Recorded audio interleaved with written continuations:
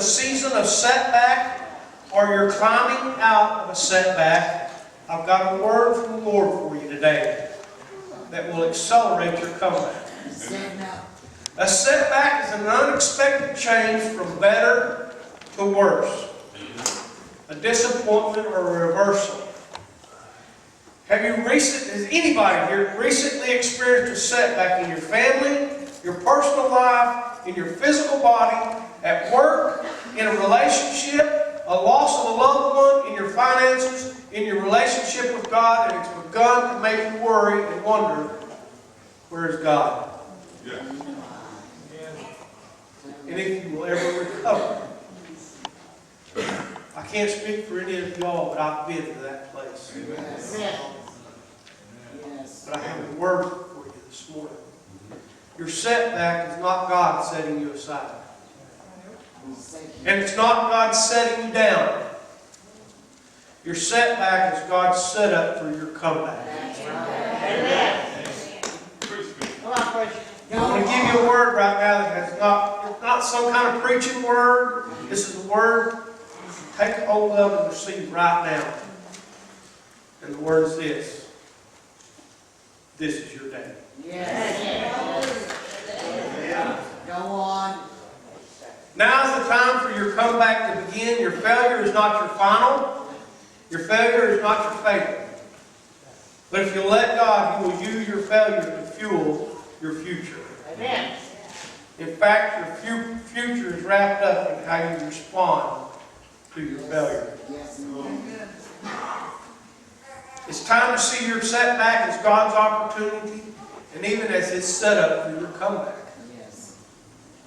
Isaiah 61:3 tells us this.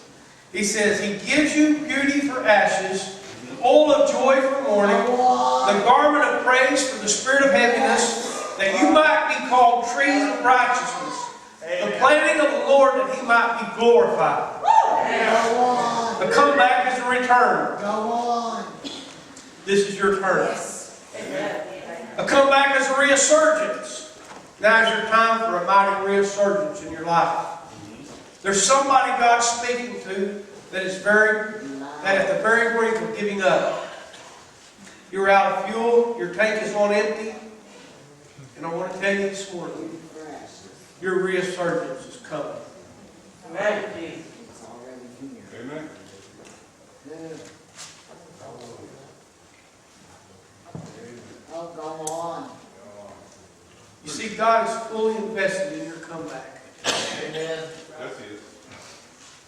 A comeback is a return to success. You'll not return to success that you once knew. You'll far exceed it. There's instance after instance in the Bible where this has taken place. Let's start with Job.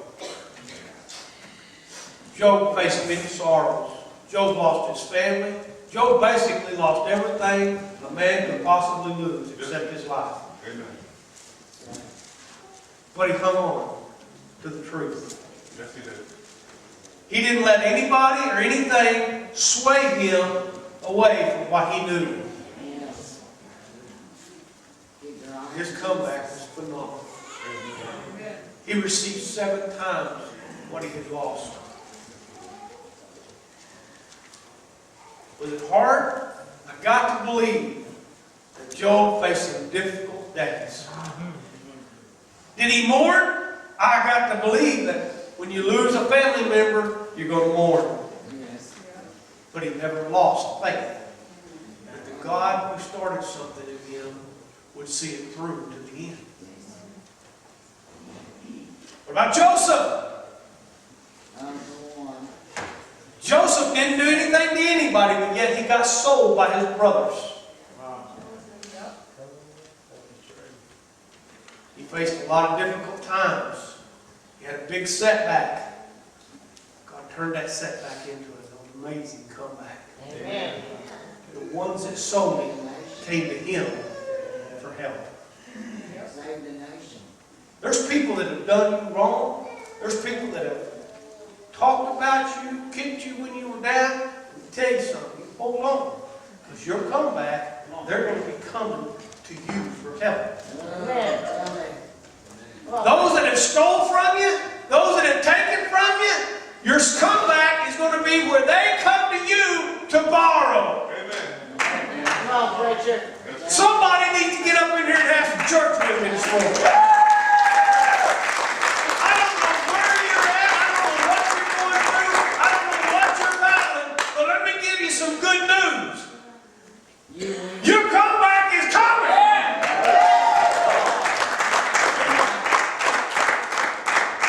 Yes, it is.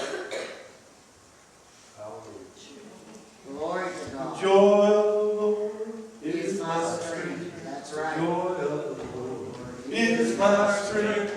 Joy of the Lord is my strength. The joy of the Lord is my strength. Yes, it is. Everybody wants a revival. It's all you hear about. Oh, I can't wait for the great revival. I want the great revival. This area has been prophesied. There's going to be a great revival, right? Excuse me. And it's right now. Amen. That revival's got to start with you. Amen. A revival can't be a revival. We can bring in Brother Floyd, we can bring Brother Lee, we can bring in the greatest evangelist of all time. He cannot bring revival. He can bring the Word. Amen. The revival's got to be in you. Amen. One little spark.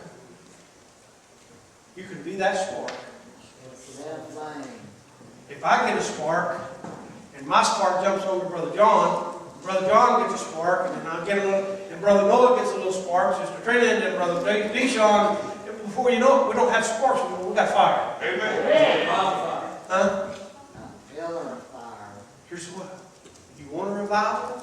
Start believing in your comeback. Believe the fact that God has allowed you for your setback so He can set you up to put you where He needs you to be. You see, God sees you better than you see yourself. He knows you better than you know yourself. He knows more of what you're capable of than you do. That's right, he does. Amen. Yes, he does.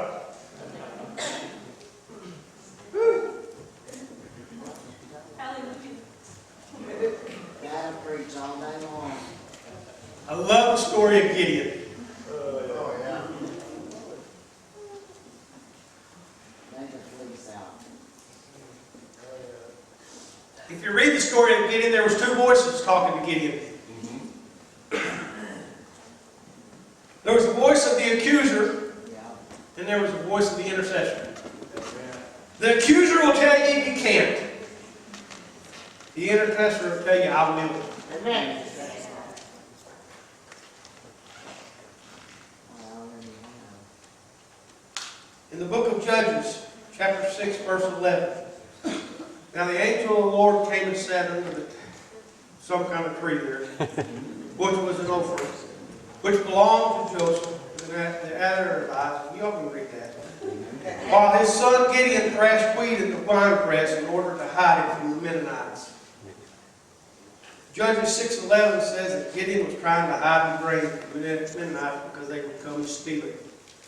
I don't know if there's anybody here that ever feels like the harvest is being stolen. Go on. Amen. But tell you your setback is God's set up. Your comeback. Judges 6:12 says the angel of the Lord that had been watching him revealed himself and appeared to Gideon and said these words, "Mighty man of valor, the Lord is with you." Yes. You read that and you think, how did this angel say such a thing? Because Size of a fighting dog, not the dog. he could say it because God was not depending upon Gideon. God was dependent on one thing. God was dependent on what He could make of Gideon. Yes. God's not dependent on you. He's not dependent on what you are or what you're not. God's not depending on your failures or your righteousness. God's depending on one thing. He's dependent on what He can make of you.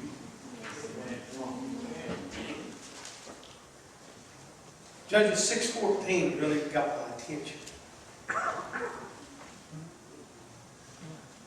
Then, everybody Everybody say it. Amen. The Lord. Lord.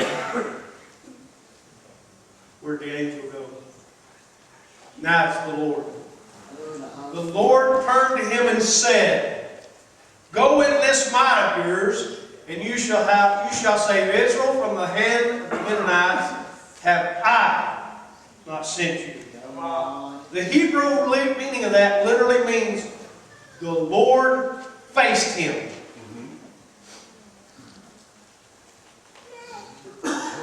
The Spirit of God is facing you this morning to tell you, mighty man, mighty woman of valor. I know more about you, and I got more faith in you than you got in yourself. If you'll surrender to me and allow me, I'll take you places and I'll make you things you never dreamed you could do. Hey! Come on. Somebody need to get happy with me. Come on, preacher. Man. Father, in the name of Jesus, right now, I pray, God, that you'll open the hearts and the eyes of your people, that, Father, they'll receive what it is that you're trying to show them today. Amen. That, Father, that they'll open up out of their shyness, their backwardness, their pride, whatever it is that's holding them back. I pray, Father God, that the Spirit revolves upon them, overtakes them, and overflows them. Father, they can't keep their mouth shut. They can't keep their feet still. They can't be contained. But that the Spirit of God lets them know they're on their way to their comeback. That their harvest is more than they got room enough to contain. Come on. That their barns and their vats are going to overflow. Father, I'm a mere man. But I can bring forth what you laid on my heart. But I'm dependent on your Spirit to touch your people. For them to receive it in the manner in which you have it. God has chosen to be committed to you and to His plan for your life. If you don't believe it, go to Jeremiah 29:11. Yes, I believe we just about know that verse out here in this church. For I know, I think every one of us needs, for I know,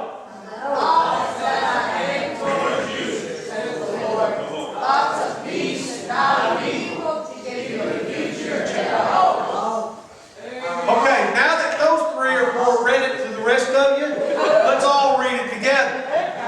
For I know.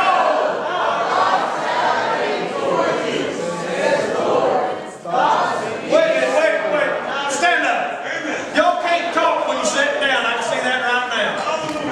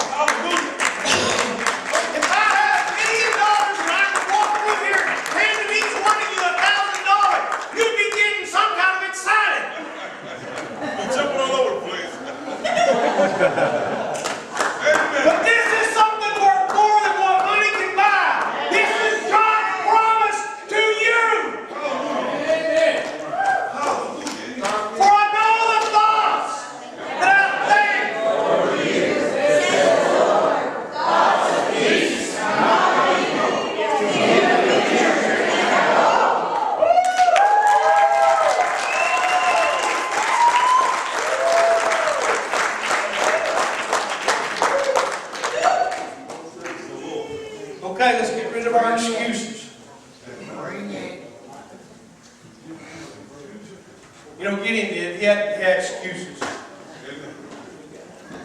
Even after the Lord faced him and told him, he started coming up with more excuses.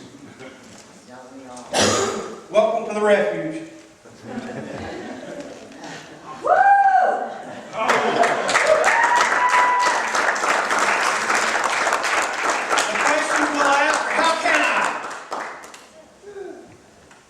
I felt like they were at least. God specializes in using the least. I'm the least. I'm a nobody. I can't. I'm a somebody. I'm not knowledgeable in the Word. I don't have a theological degree. I'm just a nobody. Pretty big deal. You ever look at the people that God used in the Bible? Amen. They were the biggest bunch of misfit nobody that everybody could ever take out. Oh, see, you're a somebody.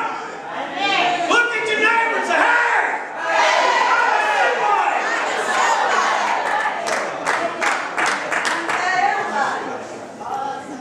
God can use me! I got one person that said, hey! God can use me!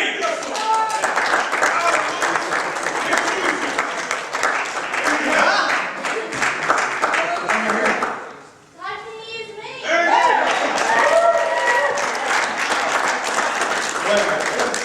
I know, because I was at the hospital. When you were hurting and you was in pain, you was telling him exactly what to do and how to do it and where to go do it at. And you wasn't, you was loud. Yeah, she told me to get out. Told the pastor to get out. Get out of here. God can use me. Yep. God can use me. God can use me. God can use me. God can use me. God can use me. God can use me. Can God use you, little lady?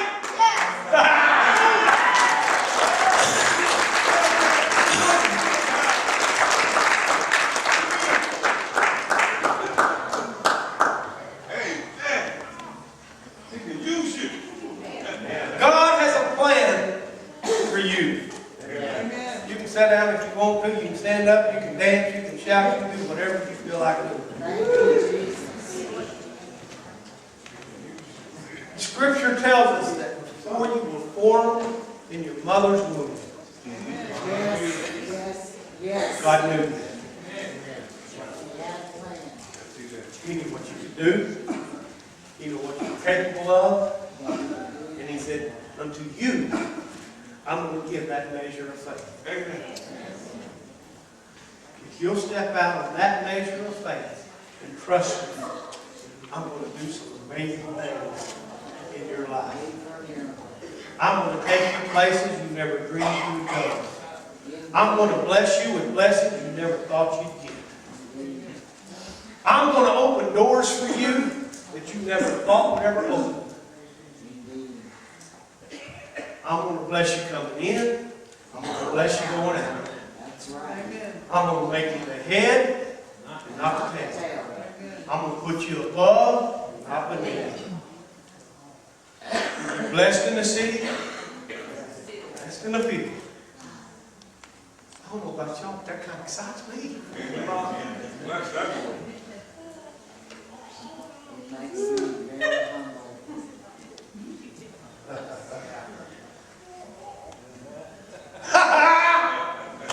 I'm fixing to have this in church. I was going home and have lunch. I'm fixing to have church right here.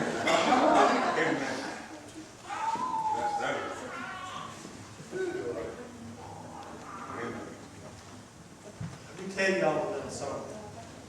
This God that I serve, that has made all these promises to me, He's way. is your God. He'll do the same for you that He'll do for me. Amen. He's no respecter of person. That's right. What He does for one, He'll do for all. That's right. That is absolutely right. He said, by my stripes,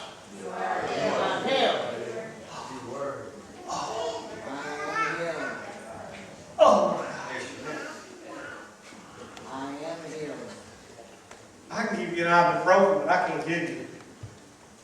He said, by my stripes, It's already done. you are. It's done. Hard. It's done.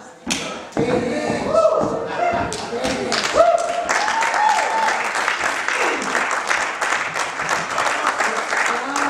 Oh, It's done. you know, we've got this mentality that we think that Brother Brandon or Brother Floyd, you've got to come lay hands on me. No. If they don't call me out in the service, if they don't pray for me, if they don't anoint me with oil, if they don't... Tell you something. You don't need them. Believe and receive it. You don't need them. Amen. All you got to do Please believe. is use that measure of faith in God and trust the Spirit of God to accomplish the work in you that you need done. I keep saving that with a headache. But I can lead you to someone that can save you from eternal hell. I can lead you to someone that can give you wisdom when you lack it. I can lead you to someone that will bring you joy from your sorrow. You think you're going through something right now and God's forsaken you, He doesn't know you, He doesn't forgot you? No. He knows everything. He knows every tear you cry. Yes. He knows you well enough to know exactly how many hairs you've got on your head. He's got them numbered. It says He tattooed your name in His hand. It's written in His hand. Amen. You think a God that knows you that well and cares that much about you doesn't have a clue that you're going through some little piddly something that you think is the end of the world? Amen. And you think He doesn't have something better for you?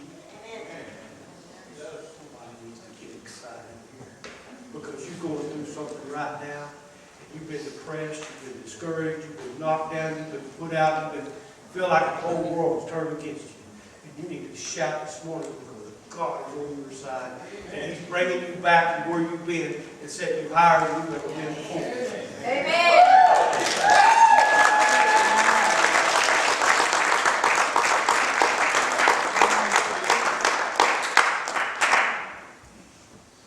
Somebody needs to look at somebody and say, this setback is my setup. I'm coming back. I'm going to be better, bigger, and more powerful than I ever been before. Amen. That's right. Somebody sitting there thinking, man, he's preaching longer this morning. He needs to shut up. I told you that. I've actually got about 3 more pages of notes. I don't see you going to them. Amen. Come on, Pastor. How can we hear without a preacher?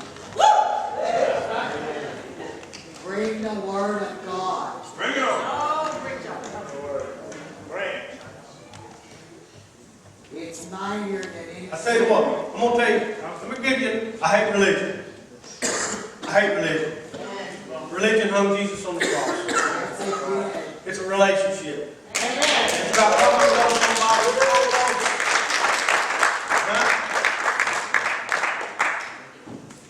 Y'all fire me next week. Right now you got to listen to me. Go on. We've got this frame, this mentality, this traditional ingrained in our mind that we come into church, we find our seat, we get our assigned seat, because everybody's got an assigned seat, we all have the same one. We come in and we get our seat, and we sit there and we wait for the 3 or 4 songs of the praise and worship to get over with, and we hold our hands up and we sing with the song, and we put our hands down. As soon as the pastor gets up there to speak, we'll sit down. Maybe if we're lucky, he'll only preach about 15, 20 minutes, and we're good to go. Tell the truth. Let me ask you something. What would happen if we come in here and really had church? Come on. Then if we didn't worry about how many songs were played, or what songs were played, or how they were played, but we just come in and we say, you know what, God, here I am. However you want to do it today. I'm willing to let you. And the preacher don't get to preach because people are speaking in tongues, or shouting, or dancing, or being slain in the Spirit, or receiving the Holy Ghost, or the Spirit of God being raised up in them, or watching mighty works.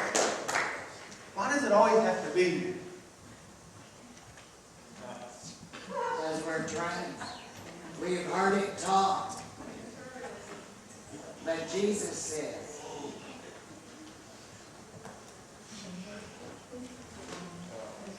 Amen.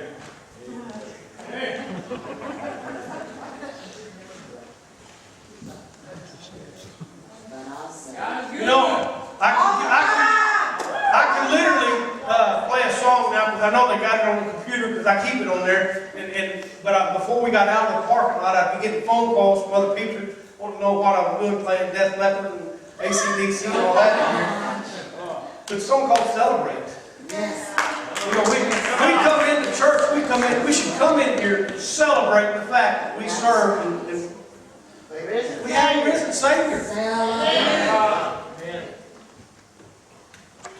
This ain't a humdrum. This is not a funeral. This is a time that we come together as a body of believers rejoicing, excited about the fact that we all come together with one mind in unity and faith to see God do something amazing. One body. But we allow our setbacks, so-called those stumbling blocks of life, to hold us back from getting to where God's trying to get us to. We don't see Him setting us ready to. Anybody ever have a bean flip? You know, bean flip? You put that rock in there, and you start pulling it back. You're setting it back, right? Pull it back. It's the farther you set that dude back, when you let go of it, it launches that farther. Let's Right? count. Okay, you're in a bean flip. You're in God's bean flip. And God is letting you go back and back in that setback. And when you get back there to the point, He's going to let you go and you're going to excel above anything you've ever had before.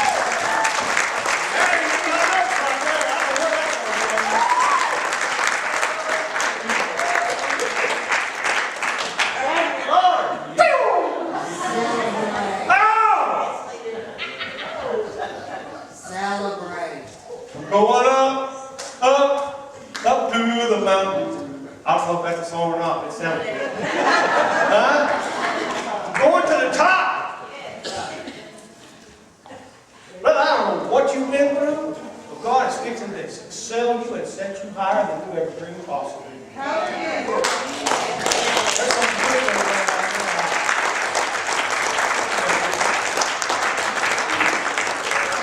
I'm gonna hang around that guy. He's gonna be, yeah, it's gonna be some good stuff.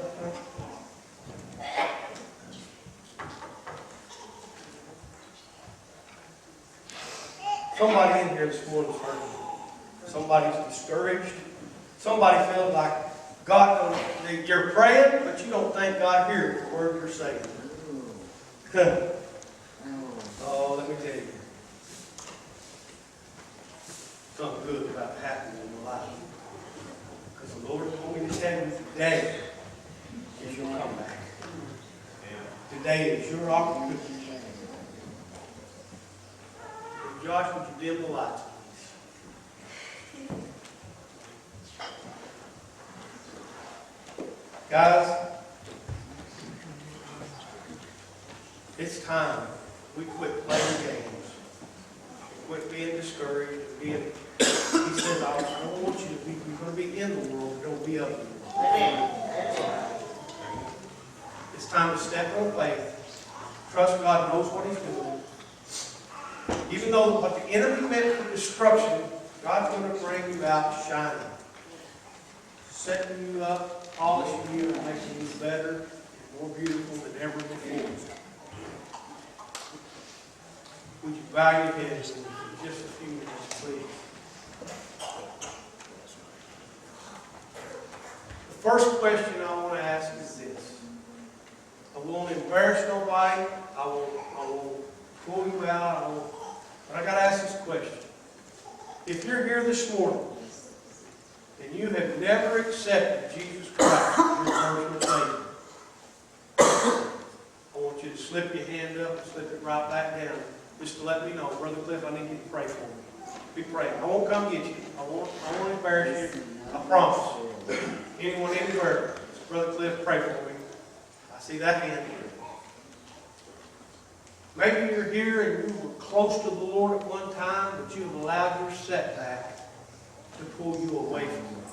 You're not as close as you once were. Maybe you're not praying as often as you used to. Maybe you're not reading the Scripture often as you used to. And you just feel kind of a separation between you and God. If that's you, just slip your hand or slip back down and say, Lord, I see that hand. I see that. I see those hands going up all over this building. Let me tell you something, today's your day. Oh, thank you, Jesus. Thank you. You see, what the enemy tried to use to destroy you, God is setting you up today for a comeback that you ain't got room enough to hold. That's right. You're here this morning, you're going through a battle, you're struggling. You ain't lost your faith, but you're struggling. And you want to know, I'm going to challenge you to do something right now. I'm challenge you to get up from where you sit, make your way to the front, and say, okay, God, I'm ready for my comeback. I don't know how you're going to get me there, I don't know what it's going to take, but I'm willing and I'm able. I'm an open vessel to allow you to use me however you want for my comeback. If you raise your hand and you feel separated from God, come on down here. Get that relationship renewed. Be strengthened. Thank you, Jesus.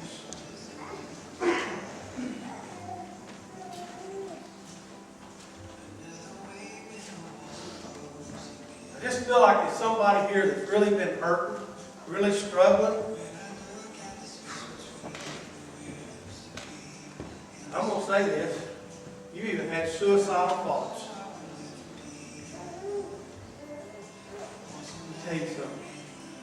Don't give up on yourself because God will not give up on you. Step out. Get up. Don't let the devil hold you back. Get up where you're at right now and make your victory march to the front and say, I'm here for my comeback. I'm here for my renewed strength. I'm going to be like Job. I may have lost everything, but I'm going to take my comeback. I'm going to have everything that God's got for me. I'm going to take the sevenfold that God's got for me. I'm going to receive it right now in the name of Jesus.